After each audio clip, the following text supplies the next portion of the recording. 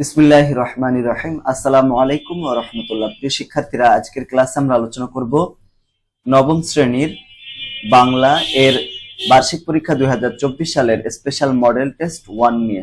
মানে এটা তোমাদের নমুনা প্রশ্ন। এই নমুনা প্রশ্ন যদি তোমরা ভালো করে প্রিপারেশন নাও, এখান থেকে তোমরা ইনশাআল্লাহ কমন তো পাবাই। এরপরে তোমাদের আরো একটা উপকার হবে, সেটা হচ্ছে তোমরা যদি এটাকে বাসায় প্র্যাকটিস করো, অর্থাৎ হাতে লিখে লিখে প্র্যাকটিস করো, তাহলে আরো অনেক উপকৃত হবা। যেমন দেখো, এটা তোমার মনে বেশি থাকবে, বেশি দিন ধরে থাকবে, এবং তোমরা পরীক্ষা যাতে তাড়াতাড়ি লিখতে পারো সেজন্য তোমার প্রিপারেশন কমপ্লিট হবে।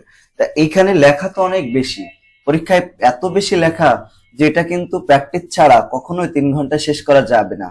তোমরা যদি কেউ না লিখে পরীক্ষা দিতে চলে যাও, প্র্যাকটিস আগে থেকে না করে, দেখবা যে পরীক্ষার পরে এই ভিডিও এসেই কমেন্ট করবে যে ভাই আমি তো লিখে শেষ করতে পারি নাই। কারণ হচ্ছে এটাই যে তুমি বাসায় প্র্যাকটিস করো না লিখে লিখে। বাসায় যত বেশি বেশি বেশি বেশি প্র্যাকটিস করবে লিখে লিখে, কিভাবে লিখবা?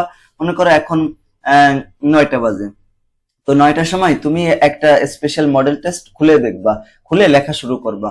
তো খুলতে খুলতে দেখবা যে 12টার ভিতরে তুমি শেষ করতে পারো কিনা। তোমার দেখবা যে 1টা বেজে যেতে পারে। ঠিক আছে, তাহলে তোমাকে আরো যতটুকু জোরে তুমি লিখেছো, মানে স্পিডে, তার চেয়ে স্পিড বেশি বাড়িয়ে দিতে হবে। এটা হচ্ছে মূল কথা। এই উপকৃত হবা, এর জন্য এটা প্র্যাকটিস করবা। তো প্রথমে যেটা রয়েছে সেটা হচ্ছে ক বিভাগ। এখানে তোমাদের 25 মার্ক থাকবে। এতে আবার 2টা অংশ থাকবে। একটা হচ্ছে বহু নির্বাচনী প্রশ্ন, এটা থাকবে 15টি। তো 15টাতে 15 মার্কই থাকবে। এখানে দেখো, প্রথমে আমরা এমসিকিউ গুলো দেখবো। নিচের উদ্দীপকটি পড়ে 1 ও 2 নং প্রশ্নের উত্তর দাও। 1 ও 2 নম্বর প্রশ্নের উত্তর দাও। জুলাই বিপ্লবের সময়, এই যে 2024 সালে যে জুলাই মাসে, তাই না, গণ অভ্যুত্থান হলো, তো ওই সময়ের কথা বলেছে। ঢাকায় সময় ঢাকা সহ সারা দেশের মানুষ ছিল তটস্থ। অপশক্তির দল যে ঘৃণ্য ও নৃশংস কর্মকাণ্ডে চালায় তা ছিল সত্যি ভীতিকর। এ সময় দোকানিরা দোকান খুলতে অনেক ভয় পেত, যদিও বা খুলতে পুলিশের ভয়ে দ্রুত বন্ধ করে দিত। দেখছো, 18 তারিখের পরে, মানে 19, 20, 21, 22, 23, 24, এরকম 25 তারিখ পর্যন্ত যারা ঢাকায় ছিল, সারা বাংলাদেশেই তো এরকম ঘটনা ঘটেছিল। ঢাকা সহ কি সারা বাংলাদেশে এখানে অনির্দিষ্টকালের জন্য কারফিউ দেওয়া হয়েছিল, তাই না? যে সেনাবাহিনী, তারপরে বিজিবি, পুলিশ সহ সবাই ছিল, বাইরে বের হলেই তাড়া করে। আমার বাসা যেখানে ঢাকায় রামপুরা, এইখানে পাশে, মনে করো রামপুরা না, আমার মেরুল বাড্ডার কি, তো এখানে পাশের যে গলি, এই গলির ভিতরেই পুলিশ এসে মনে করো গোলাগুলি শুরু করে। মানে এমনি সাধারণ মানুষের উপরে, দোকান, মানুষ দোকানের ভিতরে রয়েছে, দোকান থেকে বের করে করে তাদেরকে নিয়ে যায়। তাহলে কি এমন একটা অবস্থা, চিন্তা করে দেখো। আমরা তো বাসায় থাকতেই ভয় পাই। তো এটাই বলেছে যে উদ্দীপকের দোকানীদের আচরণের সঙ্গে আগুনের পরশমণি সাহিত্য নমুনার কোন চরিত্রের সাদৃশ্য রয়েছে। তো এখানে এই যে বলতেছে না, দোকানরা দোকান খুলতে ভয় পায়, তাহলে এখানে দেখছো আমাদের ইদ্রিস মিয়া, আগুনের পরশমণি গল্পে ইদ্রিস মিয়াও কিন্তু সন্ধ্যার মানে পরে তো কারফিউ শুরু হবে, এর জন্য ভয় তাড়াতাড়ি দোকান বন্ধ করে তাড়াতাড়ি চলে যাওয়ার চিন্তা ভাবনা, ঠিক আছে, চলেও গেছিল এইটা। এরপর 2 নম্বর প্রশ্ন, সাদৃশ্য চরিত্রটির দোকান বন্ধ করে দৌড়ানোর কারণ কি? এটা হচ্ছে মিলিটারি দেখি নাই, তবে কারফিউ সময় হয়ে যাবে, কারফিউ সময় হবে, ঠিক আছে। ওই সময় তো মিলিটারি দেখি নাই, কারফিউ এর সময় হয়েছে এবং 6টার মধ্যে বাড়ি পৌঁছাতে হবে, এই কারণে। 2 এবং 3, এটা হচ্ছে প্রশ্ন উত্তর। তো মিলিটারি তো সে দেখেছিল, তো এটা সঠিক উত্তর হবে গ নাম্বার। কারফিউ এর সময় হচ্ছে 6টার মধ্যে বাড়ি পৌঁছাতে হবে। কোন ধরনের স্বরধ্বনি? হচ্ছে বিবৃত স্বরধ্বনি, বিবৃত। এই যে 2 নম্বর, খ নম্বর। হাসিবুর রহমান কতটি লেবু গাছ লাগিয়েছেন? এটার উত্তর হবে 200টি লেবু গাছ লাগিয়েছেন। 5 নম্বর প্রশ্ন, ঝড়ে পড়া আহত পাখিটি ধীরে ধীরে সুস্থ হয়ে উঠল বাক্যে যে শব্দ শ্রেণীর ব্যবহার করা হয়েছে? ঝড়ে পড়া আহত পাখিটি ধীরে ধীরে, বাক্যে যে শব্দ শ্রেণীর ব্যবহার করা হয়েছে, মানে কোন কোন শব্দ ব্যবহার করা হয়েছে? তো এখানে সব ধরনের শব্দই রয়েছে। এই যে বিশেষণ আছে, তাই না, বিশেষণ, তারপরে বিশেষ্য আছে। এই যে পাখিটি বলছে, পাখিটি বিশেষ হয়ে পড়ো, বিশেষণ হচ্ছে সুস্থ, তাই না, এরকম। ক্রিয়া বিশেষণ ধীরে ধীরে সুস্থ উঠলো, এই যে বিষয়গুলো, এগুলো হচ্ছে ক্রিয়া বিশেষণ, তার মানে সবগুলোই আছে। তারপরে 6 নম্বর, বিবরণমূলক রচনায় কয়টি অংশ থাকে? বিবরণমূলক রচনায় 3টি অংশ থাকে, 3টে অংশ।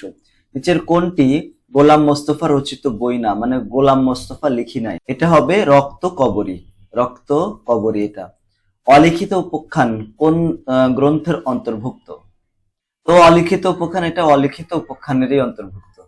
সভ্যতার সংকট কোন গ্রন্থের অন্তর্ভুক্ত?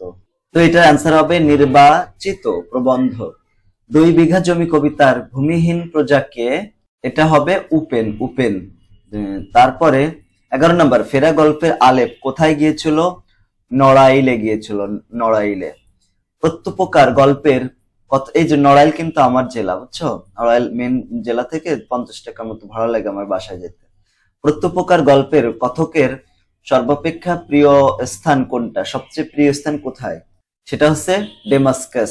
বিলেতে 750 দিন আব্দুল হাইয়ের কি জাতীয় গ্রন্থ?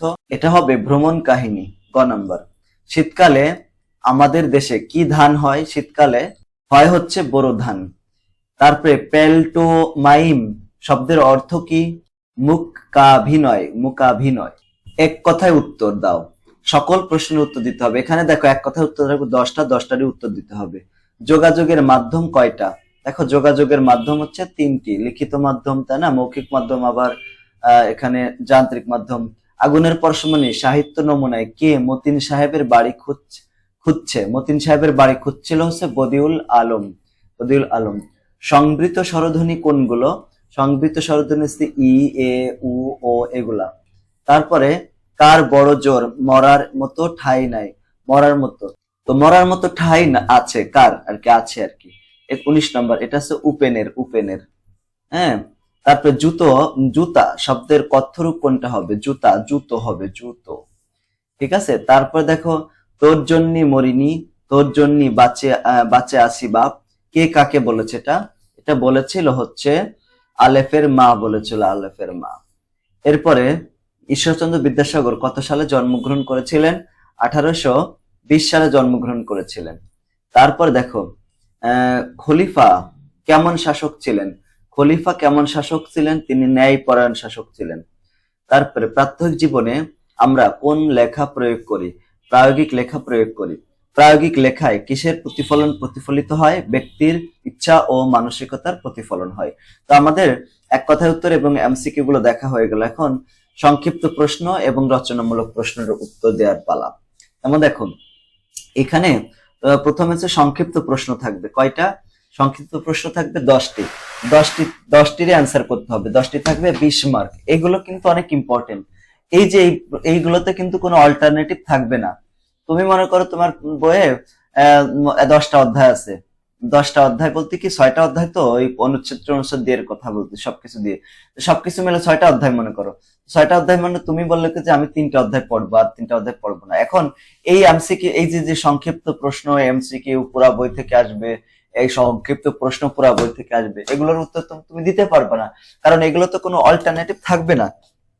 যদি এখানে থাকতো যে 20টা থেকে 10টা অ্যান্সার করতে হবে, তাহলে হয়তো বা ওখানে তুমি পুরাপুরি মার্ক অ্যান্সার করতে পারতে, কিন্তু এখানে তো 20 মার্কেরই অ্যান্সার করতে হবে, মানে 10টারই অ্যান্সার করতে হবে। তার মানে বুঝতেছো যে সবগুলো অ্যান্সার করতে হবে। সবকিছু আগে থেকে ঠিকঠাক করা, মাঝখান থেকে হুট করে কিছু বদলানো যাবে না। কথাটি দ্বারা কি বোঝানো হয়েছে? দেখো, সবকিছু আগে থেকেই ঠিকঠাক করা, মাঝখান থেকে হুট করে কিছু বদলানো যাবে না। প্রদত্ত কথাটি হুমায়ুন আহমেদের আগুনের পরশমণি সাহিত্য নমুনা থেকে নেওয়া হয়েছে।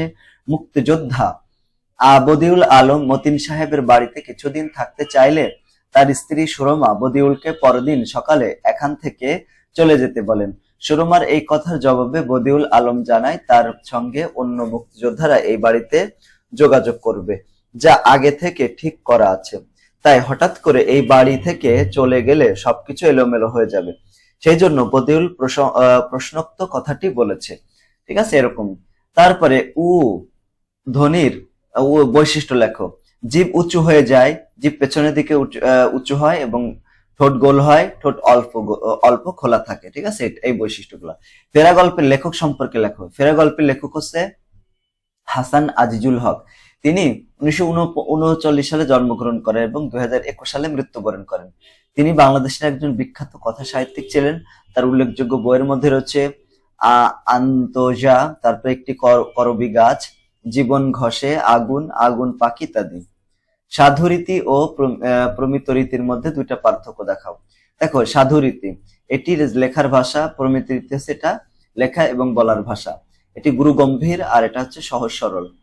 এর সর্বনাম এবং ক্রিয়াপদ দীর্ঘ হয় আর এর সর্বনাম ও ক্রিয়াপদ দীর্ঘ হয় না। এরপরে 5 নম্বর প্রশ্ন, সংবাদ প্রতিবেদন কি?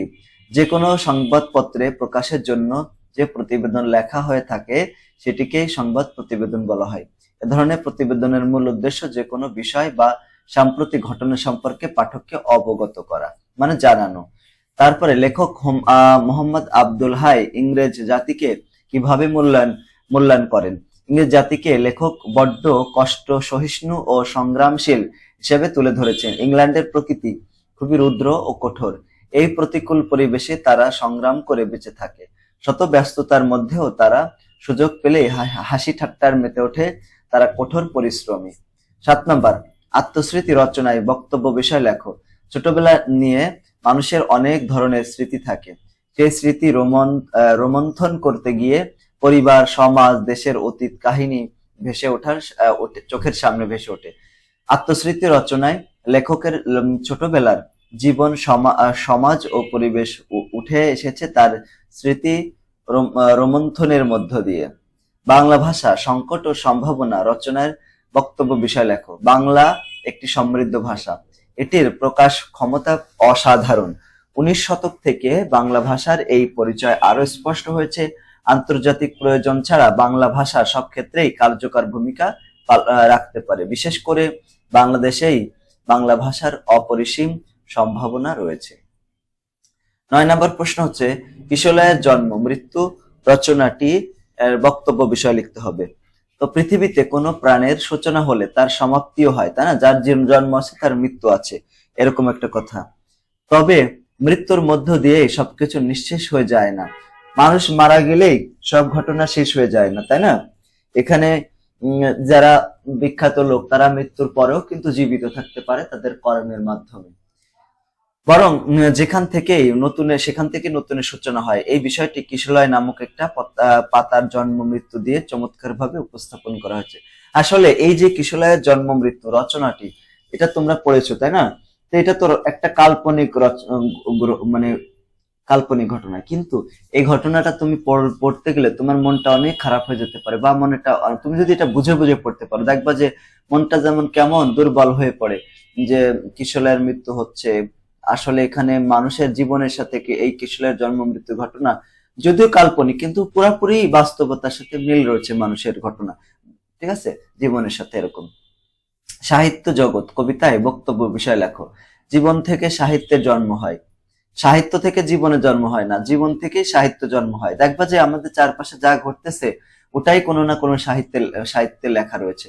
মানব জীবনের সঙ্গে সাহিত্যের সম্পৃক্ততা থাকলেও বিশেষ পার্থক্য হলো সাহিত্য জীবনের মতো অস্থির, অপূর্ণাঙ্গ ও সতত পরিবর্তনশীল নয়, বরং সতত পরিবর্তনশীল জীবনের বুকে সেটি যেন এক চঞ্চল স্বপ্ন, যা যত অল্পক্ষণেই জন্মেই হোক। সাহিত্যের এই স্বতন্ত্র জগৎ সম্পর্কে সাহিত্য জগৎ প্রবন্ধে লেখক আলোচনা করেছেন। মানে তিনি বলছেন যদিও জীবনের সঙ্গে অনেক মিল রয়েছে, কিন্তু সাহিত্য জীবনের মতো জীবনটা হচ্ছে অস্থির, অপূর্ণাঙ্গ। অনেক সময় মানুষের পূর্ণাঙ্গতা পায় না, তাই না? এবং পরিবর্তনশীল, মানুষের জীবন তো সর্বদা পরিবর্তনশীল হয়, কিন্তু সাহিত্য এরকম না, তাই বলছে। তারপরে রচনামূলক প্রশ্ন চলে যাচ্ছি। রচনামূলক প্রশ্নের ভিতরে 2 রকমের রচনামূলক প্রশ্ন থাকবে। একটা হচ্ছে দৃশ্যপটবিহীন মানে উদ্দীপক নেই, এরকম প্রশ্ন 5টা প্রশ্ন আসবে, 3টা প্রশ্নের উত্তর দিতে হবে। তো 3টাতে 15 মার্ক করে থাকবে, মানে 3 × 5 = 15 এরকম। 11 নম্বর দেখো, যোগাযোগের মাধ্যম বলতে কি বোঝানো হয়েছে? তো যোগাযোগের মাধ্যম বলতে যোগাযোগ প্রক্রিয়া সম্পাদনের জন্য যেসব উপায় অবলম্বন করা হয় সেগুলোকেই বোঝানো হয়েছে। যোগাযোগের এই মাধ্যমগুলো বিভিন্ন ধরনের হয়, যেমন দেখো, প্রত্যক্ষ মাধ্যম হতে পারে, লিখিত মাধ্যম হতে পারে, যান্ত্রিক মাধ্যম হতে পারে। প্রত্যক্ষ মানে কি? আমরা যখন কথা বলি, কথার স্বর, কথার সুর, ইশারা, অঙ্গভঙ্গি, তাকানোর ধরন প্রভৃতি যোগাযোগের প্রত্যক্ষ মাধ্যম। আচ্ছা, একটা লোক যে তোমার উপরে রেগে আছে, তোমার আম্মুই মনে করো তোমার উপরে রেগে আছে, তার চোখ দেখলেই তুমি বুঝতে পারবা, ঠিক না? এই যে চোখ দেখে তুমি বুঝতেছো যে তোমার আম্মু তোমার উপর রেগে আছে, তা কথা বলতেছে না, কিন্তু এটাই প্রত্যক্ষ মাধ্যম। আবার কথা বলার মাধ্যমে তুমি বুঝতেছো যে আমি যদি বলি আমি ভাত খাবো না, তাহলে মানে বুঝতেছো যে আমি রেগে আছি। কিন্তু যদি আমি বলি এরকম যে আমি এখন ভাত খাবো না, আমার পেট ভরা আছে, তাহলে বুঝতেছো যে এটা স্বাভাবিক। এই যে কথা বলার স্টাইল, তাকানোর স্টাইল, ইশারা সবকিছু কিন্তু দিয়ে মানে কোনো কিছু বোঝানো যায়। এটাই হচ্ছে ভাষা, তার মাধ্যম আর কি। তো প্রত্যক্ষ মাধ্যম, লিখিত মাধ্যম আমি কিছু না বলে চিঠিপত্র, সাহিত্য, নোটিশ, বিজ্ঞাপন, পোস্টার, প্রতিবেদন, পত্র, পত্রিকা, এগুলোর মাধ্যমে লিখলাম, এগুলো লিখিত মাধ্যম। যান্ত্রিক মাধ্যম কি SMS, মানে কাউকে SMS পাঠালাম, এটা কি লিখিত মাধ্যম, মানে যান্ত্রিক মাধ্যম, যন্ত্রের মাধ্যমে পাঠাচ্ছি। Online meeting, audio, video call, cinema, সবগুলো হচ্ছে যান্ত্রিক মাধ্যম। তারপরে 12 নম্বর, তুমি মহারাজ সাধু হলে আজ আমি আজ আমি আজ চোর বটে। মানে তুমি মহারাজ সাধু হলে আজ আমি আজ চোর বটে। তো জমিদারের পোপানলে সর্বহারা উপেন মিথ্যা অপরাধে চোর অপবাদে দুঃখ ভারাক্রান্ত মন নিয়ে প্রশ্নোক্ত কথাগুলো বলে। উপেন দরিদ্র কৃষক, অভাব অনটন আর দেনার দায়ে সব জমি হারিয়ে বাকি ছিল কেবল তার 2 বিঘা জমি। এটাও জমিদার মিথ্যা মামলা দিয়ে নিজের করে নেয়। ভিটেমাটি হারিয়ে উপেন পথে পথে ঘোরে। একদিন নারী টানে গ্রামে ফিরে এসে মিথ্যা দেনার খাতে কি করে, ক্ষতে হারানো ভিটেমাটির প্রাচীরের পাশে শৈশবের স্মৃতি বিজড়িত আম গাছের নিচে এসে বলে, এমন সময় বসে আর কি, বসে। তো ওই সময় কি করে, তার কোলের উপরে 2টা আম পড়ে, তাই না? দুটি পাকা আম তার কোলের কাছে এসে পড়লে সে এগুলোকে জননীর স্নেহের দান মনে করে গ্রহণ করে। এমন সময় মালি এসে, মানে যে ওই বাগানে দেখাশোনা করে, এসে তাকে চোর বলে গালাগালি করতে থাকে। পরে জমিদার কাছে উপেনকে হাজির করা হলে সে আম দুটিকে ভিক্ষা চায়। তখন জমিদার তাকে সাধুবেশী চোর বলে মিথ্যা অপবাদ দেন। যে জমিদার তার সর্বোচ্চ লুট করেছে সেই আজ তাকে চোর, ওই যে চোরের মেয়ের বড় গলা, উপেনের কাছে এই আক্ষেপেই মানে প্রশ্নোক্ত চরণে ফুটে উঠেছে। মানে চোর তো মূলত এখানে জমিদারি, কিন্তু সেই এখন সাধু হয়ে গেল, আর যে হচ্ছে ভালো মানুষ সাধু, সেই এখন চোর হয়ে গেল। 13 নম্বর, সেখানে বেজে ওঠে উপনিবেশবাদী মানুষের কণ্ঠস্বর। রচনাটি ব্যাখ্যা করো। চরণটি অলিখিত উপাখ্যান গল্প থেকে নেওয়া হচ্ছে। ব্রিটিশ শাসন চলাকালে বাংলার মানুষ অত্যন্ত অসহায় ছিল। তারা অন্য দেশ থেকে এসে এই দেশকে দখল করার মানসিকতায় লিপ্ত ছিল।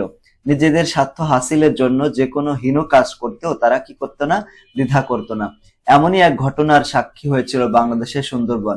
সেখানে একবার হেনরি মোরেলের আদেশে সুন্দরবন কেটে বসতি স্থাপন এবং আবাদ করার কাজ চলছিল। সুন্দরবনে প্রাকৃতিক পরিবেশও একে কেন্দ্র করে গড়ে ওঠে। পশু পাখির নিরাপদ আলয় তারা ধ্বংস করছিল নিজেদের আধিপত্য প্রতিষ্ঠার জন্য। সুন্দরবনের বৈচিত্র্যপূর্ণ যে প্রাকৃতিক পরিবেশ ছিল, সেখানেও ব্রিটিশ উপনিবেশবাদী শাসকরা দৌরাত্ম্য চালিয়েছে, এটাই এখানে বোঝানো হয়েছে। বিবরণমূলক লেখার বৈশিষ্ট্য। বিবরণমূলক লেখার বৈশিষ্ট্যগুলো হলো: 1. বিবরণমূলক লেখা সাবলীল, স্পষ্ট ও সুনির্দিষ্ট হয়। বিবরণমূলক লেখার ভাষা প্রাঞ্জল হতে হয়। এ ধরনের লেখায় কোনো ব্যক্তি, বস্তু, বিষয়, স্থান, পরিস্থিতি, ঘটনা, আবেগ, অনুভূতি ইত্যাদির বস্তুনিষ্ঠ বর্ণনা থাকে। এ ধরনের লেখায় স্পষ্ট বক্তব্য ও বর্ণনা অধিক গুরুত্বপূর্ণ। এ ধরনের লেখায় লেখকের নিজস্ব দৃষ্টিভঙ্গি প্রতিফলিত হয় এবং তার নিবিড় পর্যবেক্ষণ পরিলক্ষিত হয়। তারপরে 15 নম্বর প্রশ্ন, শব্দালঙ্কার কাকে বলা হয়? 15 বলতে কি এখানে এরকম সিরিয়াল ভাবে এভাবে থাকবে। শব্দালঙ্কার কাকে বলা হয়? অর্থবহ শব্দ সমষ্টিকে শব্দ বলা হয়। যে অলঙ্কার ধ্বনির সৌন্দর্য বৃদ্ধি করে এবং শ্রুতি সৌকর্য বিধায়ক, তাকেই বলা হয় শব্দালঙ্কার। আচ্ছা, এখানে দেখো, একটা মেয়ে যদি অলঙ্কার পরে তাকে আরো বেশি সুন্দর দেখা যায়, তাই না? তো আমরা যে কথাগুলো বলি, এই কথাগুলো বলার ভিতরেও কিন্তু অনেক শব্দ অলঙ্কার, মানে সব অলঙ্কার আছে।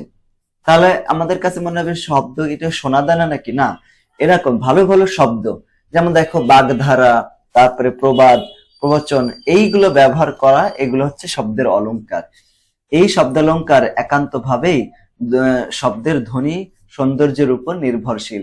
এ কারণে শব্দের পরিবর্তনে ধ্বনির পরিবর্তন ঘটে বলে শব্দালঙ্কারে শব্দের পরিবর্তন করা যায় না।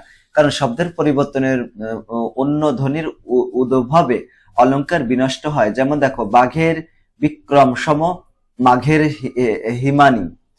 এখানে দেখো কুমুন্দার চক্রবর্তী এই কথাটা বলছে। এখানে বাঘের এবং মাঘের শব্দ দুটিতে একই রকম ধ্বনি সৃষ্টি হওয়ায় এটি শ্রুতি কি করেছে, সূক্ষ্মকর হয়ে উঠেছে, মানে ভালো শোনা যাচ্ছে, এটি অলংকার। মাঘের পরিবর্তে শীতের শব্দে প্রয়োগে শ্রুতি সৌন্দর্য থাকবে না, তো অলংকারও থাকবে না। অর্থালঙ্কারের পরিবর্তন হতে পারে, তবে শব্দালঙ্কারের পরিবর্তন হয় না। এগুলো ছিল দৃশ্যপট বিহীন রচনামূলক প্রশ্ন। এখন আমরা দেখব দৃশ্যপট নির্ভর কতগুলো রচনামূলক প্রশ্ন।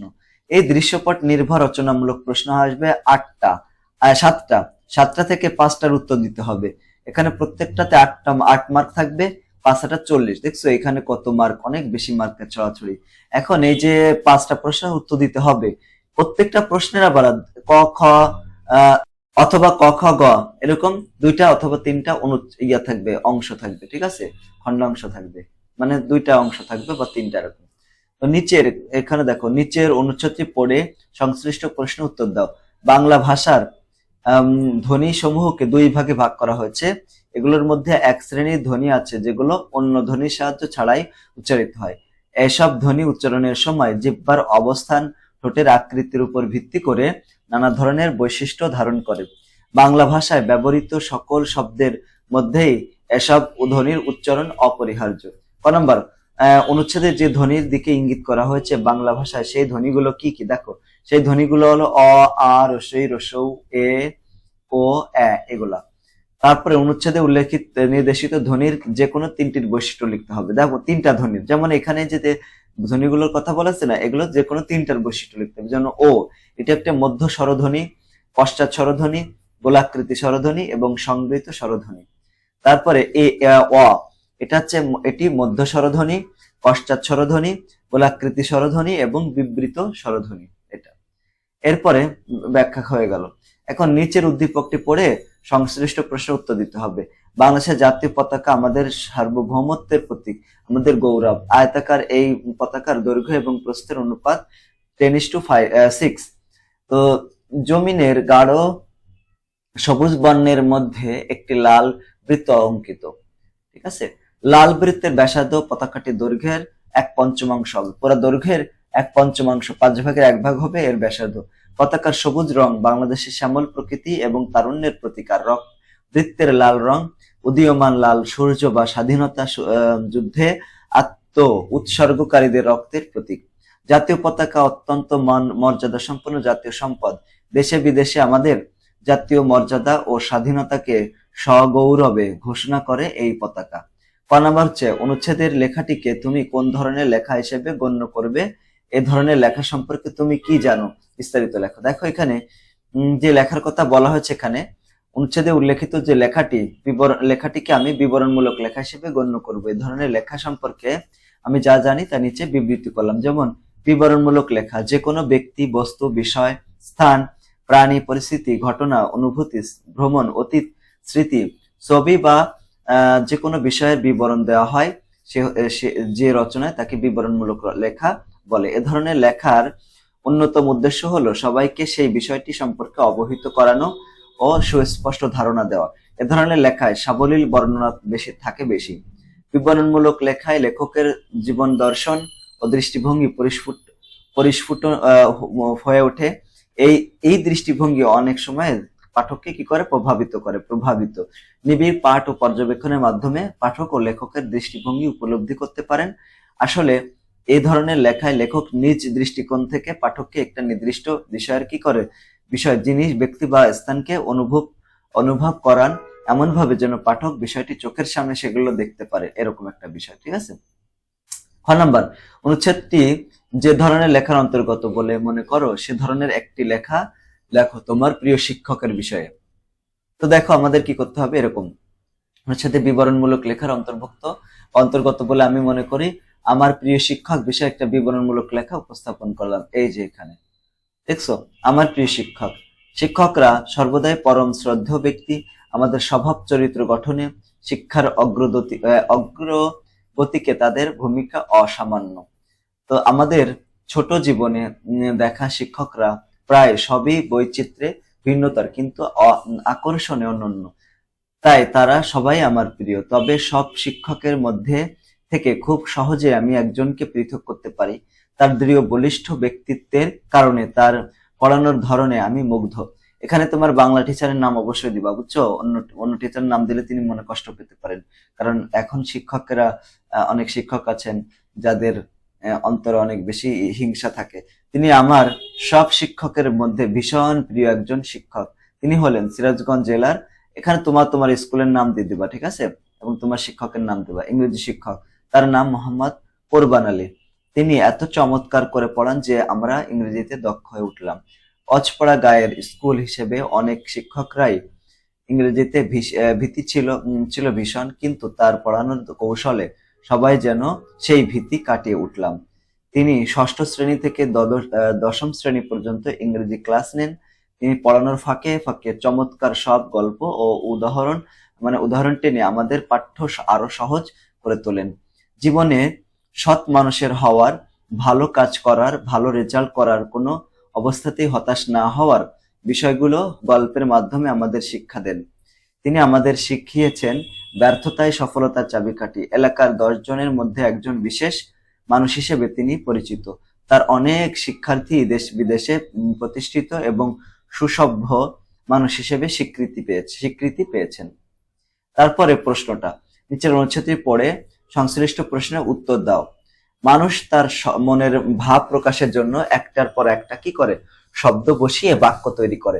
মানুষ যখন কথা বলে তখন সেভাবে খেয়াল করে না যে বাক্যের মধ্যে যেসব শব্দ ব্যবহার করা হয় ব্যাকরণিক ভাবে সেগুলোর বিভিন্ন প্রকারভেদ রয়েছে। শব্দের এরূপ প্রকারভেদ বাংলা ভাষাকে সমৃদ্ধ করেছে। ক নম্বর, উদ্দীপকে ব্যাকরণিক ভাবে শব্দের বিভিন্ন প্রকার বলতে কত প্রকারের প্রতি ইঙ্গিত করা হয়েছে? দেখো, উদ্দীপকে ব্যাকরণিক ভাবে শব্দের বিভিন্ন প্রকার বলতে 8 প্রকারের কথা বলা আছে। যেমন বিশেষ্য, কোনো কিছুর নাম যেসব শব্দ দ্বারা কোনো নাম বোঝায় সেগুলোকে বিশেষ্য শব্দ বলা হয়। সর্বনাম কি? বিশেষ্যের পরিবর্তে যেসব শব্দ ব্যবহৃত হয় সেগুলোকে সর্বনাম বলা হয়। বিশেষণ কি? যেসব শব্দ দ্বারা বিশেষ্য ও সর্বনামের দোষ, গুণ, অবস্থা, সংখ্যা, পরিমাণ ইত্যাদি বোঝায় তাকে বিশেষণ বলা হয়। ক্রিয়া কি? যেসব শব্দ দ্বারা কোনো কিছু করা বোঝায় সেগুলোকে ক্রিয়া বলা হয়। ক্রিয়া বিশেষণ কি? যেসব শব্দ ক্রিয়াকে বিশেষায়িত করে সেগুলোকে ক্রিয়া বিশেষণ বলা হয়। অনুসর্গ কি? যেসব শব্দ কোনো শব্দের পরে বসে শব্দটিকে বাক্যের সাথে সম্পর্কিত করে সেগুলোকে অনুসর্গ বলা হয়। এগুলা যেমন, এরপর যোজক, যেসব শব্দ বাক্যের শব্দ বা বাক্যের অংশকে যুক্ত করে সেগুলোকে যোজক বলা হয়। মানে যেমন দেখো, দুইটা বাক্যকে যুক্ত করি, এবং, ও, অথবা এই সমস্ত শব্দ ব্যবহার করি না। আমি স্কুলে যাব এবং স্কুল থেকে ফিরে আসব, এই যে এবং দুটা বাক্যকে করতে, এটাকে বলা হয় যোজক। আবেগ, যেসব শব্দ দিয়ে মনের ভাব, আহ কি সুন্দর পাখি, বাহ তুমি তো চমৎকার কথা বলো, এই যে বাহ, এটাকে বলা আবেগ। এরপরে দেখো খ নাম্বার, প্রত্যেক প্রকার শব্দের একটা করে উদাহরণ দাও। এই যে বিশেষ্য, সর্বনাম, বিশেষণ, ক্রিয়া বিশেষণ, এইগুলোর একটা করে উদাহরণ দিতে হবে। যেমন বিশেষ্য, রহিম বল খেলে। সর্বনাম, সে, রহিমের পরিবর্তে সে ব্যবহার করেছে, এটা হবে সর্বনাম। বিশেষণ, লিমা লাল লাল, এই যে লাল, কালো, তারপরে ভালো, মন্দ, এগুলোকে বলা বিশেষণ। ক্রিয়া কি? আমি সকালে ঘুম থেকে উঠি, আমি খেলতে যায়, এটা ঠিক আছে। ক্রিয়া বিশেষণ হচ্ছে লোকটি আস্তে কথা বলে। কেমন কথা? কথা কি একটা ক্রিয়া, তার সাথে কথাকে মডিফাই করতেছে যেটা, সেটা ক্রিয়া বিশেষণ। অনুসর্গ, তোমাকে দিয়ে এ কাজ হবে না, এই যে দিয়ে এ কাজ হবে না। যোজক, রহিম ও করিম দুই ভাই। আবেগ, বাহ কি সুন্দর দিন, এরকম। তারপরে 19 নম্বর, নিচের অনুচ্ছেদটি পড়ে সংশ্লিষ্ট প্রশ্নের উত্তর দিতে হবে। এখানে 19 নম্বর হচ্ছে নিচের অনুচ্ছেদ, বাক্যে সাধারণত বিভিন্ন ধরনের শব্দ ব্যবহার করা হয়। অনেক সময় একই শব্দের শব্দগুচ্ছ ব্যবহৃত হয় যা বাক্যের অন্তর্গত প্রাঞ্জলতা তৈরি করে। বাক্যে ব্যবহৃত এই একই ধরনের শব্দগুচ্ছকে প্রকারভেদ লক্ষ্য করা যায়। ক নম্বর, অনুচ্ছেদে একই শ্রেণীর যে শব্দগুচ্ছ ব্যবহারের কথা বলা হয়েছে সেই শব্দগুচ্ছকে মূলত কি বলে? উক্ত শব্দগুচ্ছের প্রকারভেদ উদাহরণগুলো সহ লেখো। দেখো, এখানে অনুচ্ছেদে একই শ্রেণীর যে শব্দগুচ্ছ ব্যবহারের কথা বলা হয়েছে সেই শব্দগুচ্ছকে মূলত বর্গ বলা হয়। অর্থাৎ বাক্যে ব্যবহৃত শব্দগুচ্ছ বা বাক্যাংশকে বর্গ বলে। বর্গ কয়েক ধরনের হতে পারে। বিশেষ্য বর্গ হতে পারে, একাধিক বিশেষ্য নিয়ে বিশেষ্য বর্গ তৈরি হয়। বিশেষ্য শব্দের আগে সম্বন্ধযুক্ত হয়েও বিশেষ্য বর্গ তৈরি হতে পারে। যেমন রহিম ও করিম, এখানে মোল্লাবাড়ির কায়সার ভালো, এইগুলো হচ্ছে বিশেষ্য, রহিম করিম এগুলা। বিশেষণ বর্গ, তো বিশেষণ বর্গ হচ্ছে বিশেষ ও বিশেষণ জাতীয় শব্দের গুচ্ছকে বোঝায়। নীল শার্ট পরা, এই পুরোটাই হচ্ছে বিশেষণ বর্গ। ক্রিয়া বিশেষণ, ক্রিয়ার সাথে দেখো সকাল 8টার সময়ে সে রওনা হলো, আমরা 3 নাম্বার প্ল্যাটফর্মে, এগুলো সব ক্রিয়া বিশেষণ। ক্রিয়া বর্গ হচ্ছে এগিয়ে চলছে, চলছে এগিয়ে, তো এই পুরাটা লিখতে আর হাসছে, লিখছে আর হাসছে, এই পুরাটা মিলে ক্রিয়া বর্গ হবে। তারপরে পরের প্রশ্নটা ছিল এখানে দেখো যে 5টি বাক্য লিখে বিভিন্ন শ্রেণীর শব্দগুচ্ছের প্রয়োগ দেখাও। তো এখানে 5টা বাক্য লিখলাম, দেখুন শিক্ষক ও এবং ছাত্রছাত্রী আনন্দ ভ্রমণে কুয়াকাটা খেলছে, এই যে শিক্ষক ও ছাত্রছাত্রী পুরোটা মিলে বিশেষ্য বর্গ। কুয়াকাটা দেখতে ভারী সুন্দর, এই ভারী সুন্দর বিশেষণ বর্গ। রবিবারে শিক্ষক, এটা হচ্ছে ক্রিয়া বিশেষণের বর্গ। ছেলেরা মাঠে দৌড়াতে শুরু করলো, এটা হচ্ছে ক্রিয়া বিশেষণ। সকালবেলা ঘুম থেকে, এটা হচ্ছে কি ক্রিয়া বিশেষণ বর্গ। তারপরে 20 নাম্বার, নিচের অনুচ্ছেদটি পড়ে সংশ্লিষ্ট প্রশ্নের উত্তর দিতে হবে। রাকিব হাসান তার শ্রেণীকক্ষে অভিধানের বিভিন্ন বিষয় নিয়ে আলোচনা করার সময় বলল, শিশু পাঠ্য বইয়ের বর্ণক্রমের সাথে অভিধানের বর্ণক্রমের তফাৎ রয়েছে। পাশাপাশি তিনি অভিধানের শব্দের ভুক্তি নিয়েও বিস্তারিত আলোচনা করলেন।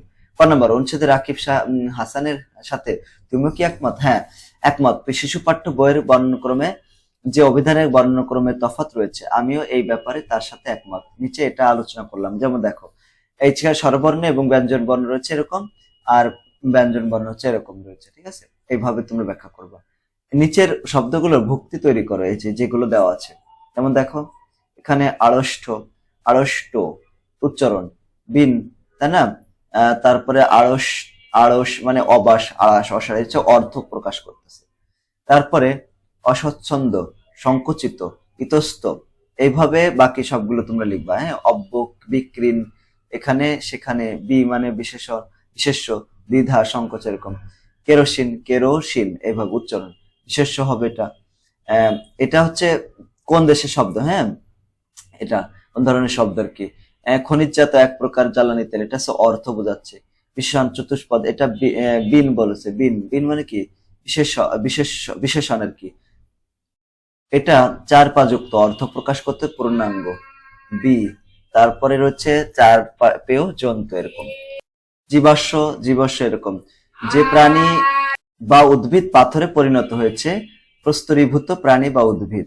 এরপরে 21 নম্বর, নিচের উদ্দীপকটি পড়তে হবে। বিবরণমূলক লেখায় কোনো ব্যক্তি, বস্তু, বিষয়, স্থান, পরিস্থিতি, ঘটনা, আবেগ, অনুভূতি ইত্যাদির বস্তুনিষ্ঠ বর্ণনা দেওয়া হয়। এ ধরনের লেখায় অন্যতম উদ্দেশ্য হলো সবাইকে সেই বিষয়টি সম্পর্কে অবহিত করানো এবং স্পষ্ট ধারণা দেওয়া। অন্যদিকে বিশ্লেষণমূলক রচনায় সাধারণত বিবরণ ও তথ্যপাত্রের উপর ভিত্তি করে মতামত প্রকাশ করা হয় এবং তথ্যপাত্র বিশ্লেষণ করা হয়। বিবরণমূলক লেখার বৈশিষ্ট্যগুলো অনুচ্ছেদের আলোকে উপস্থাপন করো এবং অনুচ্ছেদের আলোকে বিশ্লেষণমূলক রচনা বৈশিষ্ট্যগুলো উল্লেখ করো। ঠিক আছে, এখন দেখো প্রথম প্রশ্ন, অনুচ্ছেদের আলোকে বিবরণমূলক লেখার বৈশিষ্ট্য। বিবরণমূলক লেখা সাবলীল হয়। প্রিয় শিক্ষার্থীরা, তোমরা যারা 2025 সালে নবম এবং দশম শ্রেণীতে উত্তীর্ণ হবা, তাদের বিজ্ঞান বিভাগের জন্য আমাদের একটা কোর্স রয়েছে, আর্টস এর জন্য আছে, কমার্সের জন্য রয়েছে। তো বিজ্ঞান বিভাগের জন্য 5টা বিষয়, দেখো পদার্থবিজ্ঞান, রসায়ন বিজ্ঞান, জীববিজ্ঞান, সাধারণ গণিত, উচ্চতর গণিত, প্রত্যেক মাসে মাত্র 550 টাকার বিনিময়ে তোমাদেরকে পড়ার সুযোগ করে দেওয়া হচ্ছে।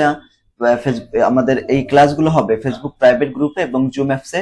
তো ভর্তির জন্য আমাদের এই নাম্বারটিতে যোগাযোগ করা। আরো যদি কেউ বিস্তারিত জানতে চাও, যেমন 7 দিন তোমাদের ক্লাস নেওয়া হবে, সপ্তাহে 7 দিন, প্রত্যেকদিন 2টা করে ক্লাস নেওয়া হবে, ঠিক আছে? প্রত্যেকটা ক্লাস 2 ঘন্টা করে হবে। আর যারা আর্টস এবং কমার্সে রয়েছে, তাদের গণিত এবং সাধারণ বিজ্ঞানের কোর্স রয়েছে, তোমরা চাইলে এই কোর্সেও ভর্তি হতে পারো। এখানে মাত্র 220 টাকা করে। তো আজই তোমরা ভর্তি হয়ে যাও, অনেকেই আমাদের ভর্তি হয়ে গেছে এখানে। আর যদি তোমরা আমাদের অফলাইনে ভর্তি হতে চাও, আমাদের কোচিং রয়েছে মহাসত্তর, পশ্চিম মেরুলবাড্ডা, ঢাকা 1212। এখানে ষষ্ঠ থেকে দ্বাদশ শ্রেণী পর্যন্ত এখানে পাঠদান করা হয়। তো বিবরণমূলক লেখা সাবলীল, স্পষ্ট এবং সুনির্দিষ্ট হতে পারে। বিবরণমূলক লেখার ভাষা প্রাঞ্জল হতে পারে।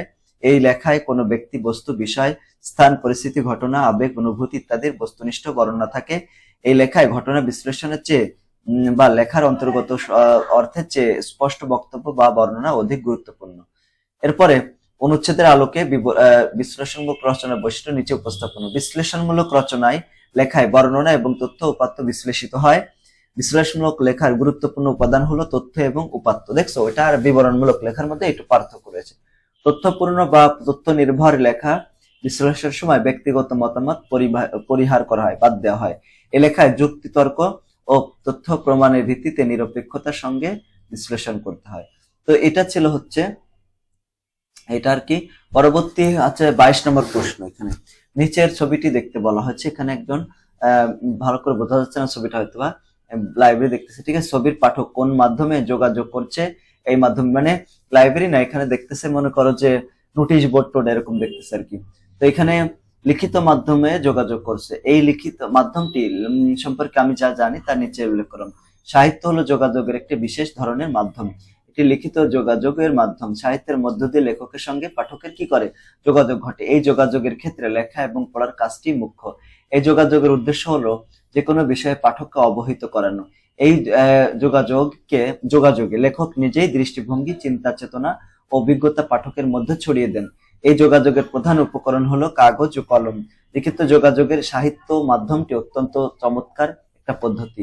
এটার মাধ্যমে মানুষ সুশীল হয়, সুশিক্ষিত হয়, মানুষের মনের প্রসারতা বৃদ্ধি পায়, জ্ঞানের ব্যাপ্তি ঘটে।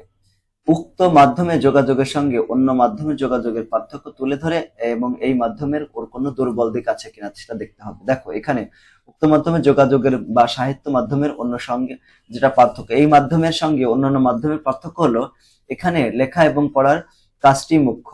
এখানে কথা বলার কোনো বিষয় নেই, কিন্তু প্রত্যক্ষ যোগাযোগে প্রায় সব ক্ষেত্রে আর যান্ত্রিক যোগাযোগের অনেক ক্ষেত্রে কথা বলে মনের ভাব প্রকাশ করা যায়। অর্থাৎ প্রত্যক্ষ ও যান্ত্রিক যোগাযোগ কথোপকথনে মুখ্য হয়ে ওঠে বেশিরভাগ ক্ষেত্রে। এছাড়া প্রত্যক্ষ ও যান্ত্রিক মাধ্যমে যোগাযোগে সাধারণত একই বিষয়ে দুই পক্ষেরই যোগাযোগ করে, তাই না? তুমি মোবাইলে কথা বলবা, তাহলে তুমি যার সাথে কথা বলো সেও কথা বলবে, এরকম। সাহিত্য কিন্তু লিখিত মাধ্যমে একই সময়ে যোগাযোগ করা হয় না, ঠিক আছে। সাহিত্য মাধ্যমে যোগাযোগের সময় বেশি সময় লাগে, অর্থাৎ অন্য দুটি মাধ্যমে যোগাযোগ দ্রুত ঘটে, তাই না? তোমাকে আমি ফোন দিলাম বা SMS করলাম, তুমি ঠিক তাড়াতাড়ি আবার SMS এর উত্তর দিবা মেসেঞ্জারে, তো এইটা তাড়াতাড়ি হয়। কিন্তু তোমাকে যদি আমি চিঠি পাঠাই, তো চিঠির উত্তর দিবা তো অনেক পরে, তাই না? যাইতে যাইতে কতদিন সময় লাগে। প্রত্যক্ষ মাধ্যমে বাক প্রত্যঙ্গ, কান, হাত, আঙ্গুল, চোখ, ইশারা, সংকেত ব্যবহৃত হয়। যান্ত্রিক মাধ্যমে mobile phone, computer, laptop, radio ইত্যাদির সাহায্য রয়েছে।